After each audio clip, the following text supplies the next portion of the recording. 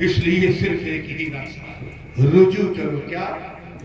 اللہ کی بارگاہ میں رجوع کرو، اپنے نفس کا محاسبہ کرو، اپنے نفس امارہ کو پاک کر کے نفس لوامہ، اسے اور ترقی دے کے نفس ملہمہ، اسے اور ترقی دے کے نفس مطمئنہ، اسے اور ترقی دے کے نفس راضیہ، اسے اور ترقی دے کے نفس مرضیہ بنا دو۔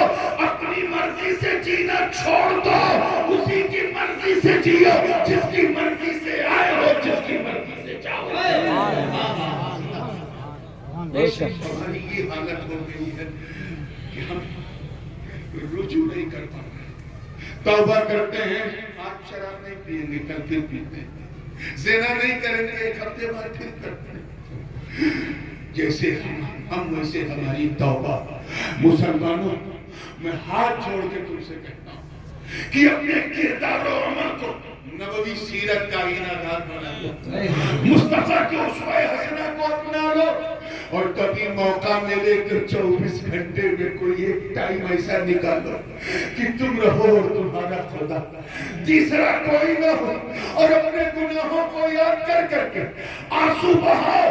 میں رب کعبہ کی عزت کی قسم اٹھا کے کہتا کہ اگر کل فجر کی نماز میں تو نے اپنے گناہوں کو یاد کر کے تو بوند آنسوؤں کی گرا دی، تو قیامت کے دن میرا مولا رحمتوں کا دریا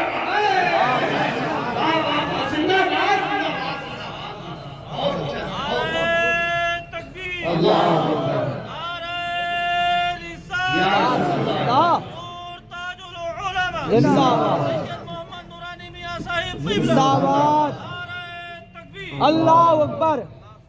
میں کسی بوڑھے یا کسی شیخ کی مثال نہیں دینا چاہتا، کیونکہ ہمارے معاشرے میں بلکہ ہماری مسجدوں میں اسی کو مؤذن بنایا جاتا ہے جو کم سے کم 70 سال کا حج کو چلا ہے، بوڑھا لبریز ہو چکا ہے، لیے موت کا پیمانہ لا حول ولا قوت۔ جبکہ حضور علیہ السلام فرماتے ہیں کہ میں نے اذان کے ثواب کو، اذان دینے کے ثواب کو امت سے چھپائے رکھا، اتنا ثواب ہے کہ اگر بتا دوں تو امت ایک دوسرے سے سبقت کرنے کے لیے جھگڑا کرے گی، قتال کرے گی کہ میں اذان دوں۔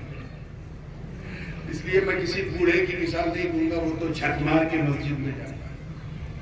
نوجوان ہو زیادہ تو نوجوان کی مثال، اس کے من میں کتنا اللہ کا ڈر تھا۔ ایک نوجوان 20-22 سال کا، بالکل گبرو کڑیل جوان، اپنی قوم کا سپہ سالار، نکل پڑا، چلتا رہا، دریا کے کنارے چل رہا۔ اس کے پاس جتنی بھی اس کی گٹھری میں، پوٹلی میں جتنا ساز و سامان کھانے پینے کا تھا، وہ سفر کی لمبائی میں ختم ہو گیا، آگے چل کے بھوک لگی۔ نوجوان نے دیکھا کھانے کو کچھ نہیں، سفر کرتا رہا پھر، اور بھوک کی شدت میں اسے تنگ کیا۔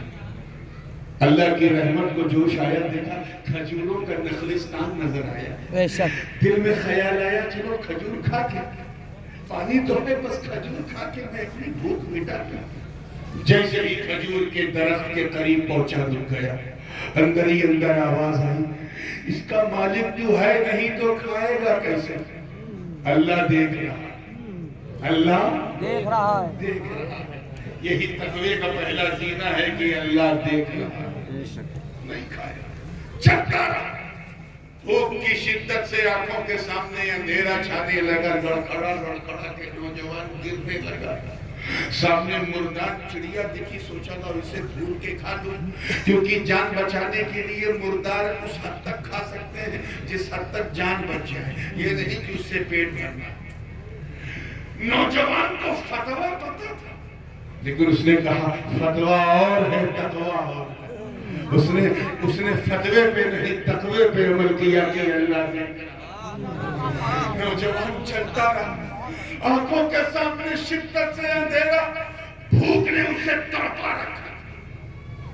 رحمت خدا کو جوش آ گیا، دیکھتا کیا ہے کہ جس دریا کے کنارے وہ چل رہا تھا، اسی دریا کے کنارے ایک لال لال سرخ سیب نظر آیا۔